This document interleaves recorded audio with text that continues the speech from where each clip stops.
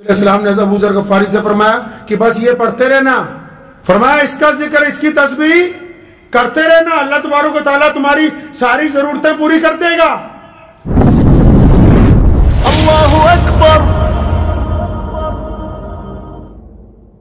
اسلام کی یہ بہترین خوبی ہے کہ نبی علیہ السلام سے لے کے آج تک یہ جو ممبر ہیں مسجدوں کے، ان سے ہمیشہ اسلام کی خوبیاں بیان ہوئی ہیں، کبھی کسی مذہب کے خلاف، کبھی کسی اور کے خلاف کوئی بات اسلام نے نہیں کہی ہے۔ اسلام اپنی خوبی کی بات کرتا ہے، اسلام اپنے پروڈکٹ کی بات کرتا ہے، اور دنیا کا اصول بھی یہی ہے۔ آپ نے کبھی سنا کہ کوئی بہت بڑی کمپنی جو گاڑیاں بناتی ہے یا کھانے پینے کا کوئی سامان بناتی ہے، لمیٹڈ فرموں کی بات کر رہا ہوں، جو بڑی کمپنیاں جو مشہور ہیں، کبھی اخبار میں آپ نے پڑھا جس طرح ٹاٹا کا نمک ہے یا ٹاٹا کمپنی ہے، یا آپ یہ دیکھ لیں ہنڈئی ہے یا بڑی بڑی کمپنی ہے، کبھی آپ نے پڑھا کہ اخبار میں انہوں نے اشتہار دیا ہو کہ یہ فلاں دوسری بڑی کمپنی کی گاڑی اچھی نہیں ہے، اس کو مت خریدیے گا؟ ایسا ہوتا ہے؟ نہیں، وہ جب بھی اشتہار دیتے ہیں اپنی گاڑی کی خوبی کا اشتہار دیتے ہیں۔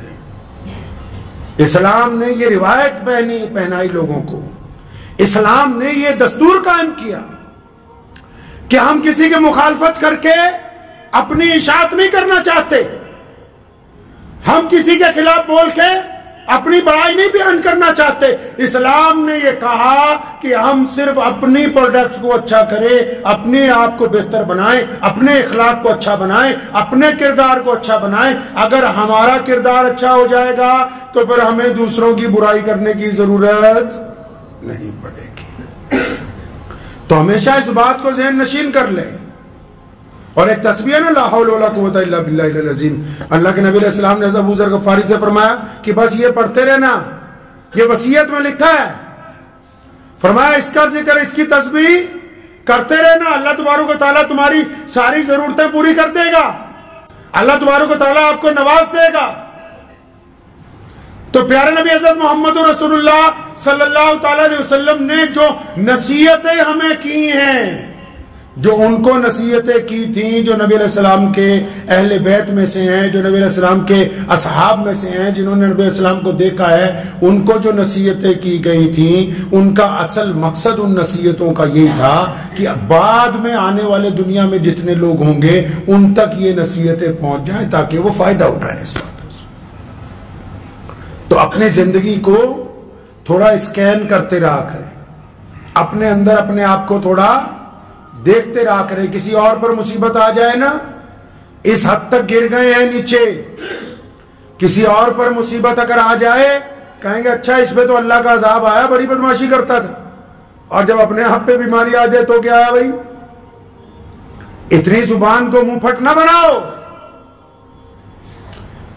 اللہ نے جج نہیں لگا دیا دوسروں کے اوپر، کسی انسان کو دوسرے پر آزاداری نہیں دی۔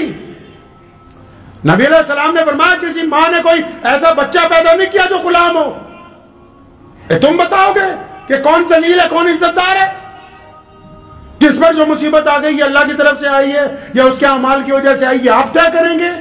آپ اپنا کردار طے کیجئے جناب، اپنا کردار طے کیجئے۔ کبھی بستر پر لیٹ کے رات کو یہ بھی سوچئے، ہمیشہ بس ایک ہی بات کا رونا لگا رکھا ہے کہ فلاں نے ہماری بے عزتی کر دی تھی، فلاں کے ساتھ ہمارے تعلقات اچھے نہیں ہیں، فلاں بے ایمان ہے، فلاں ٹھگ ہے، فلاں چور ہے۔ اچھا جی ساری دنیا ہی خراب ہے، یہ ساری دنیا ہی خراب ہے، فلاں چور ہے، فلاں بے ایمان ہے، فلاں ٹھگ ہے، فلاں نے یہ کر دیا، فلاں نے وہ کر دیا۔ ایک دفعہ رات کو بستر پر لیٹ کے ذرا دوبارہ پچھلا رجسٹر کھول لو، تم جانتے ہو یا اللہ جانتا ہے؟ آپ جانتے ہیں یا اللہ جانتا ہے؟ ظاہری ہمارا لباس یہ طے کر سکتا ہے کہ آپ بڑے ولی اللہ نظر آتے ہیں، لیکن آپ کا ضمیر کبھی آپ سے جھوٹ نہیں بولے گا۔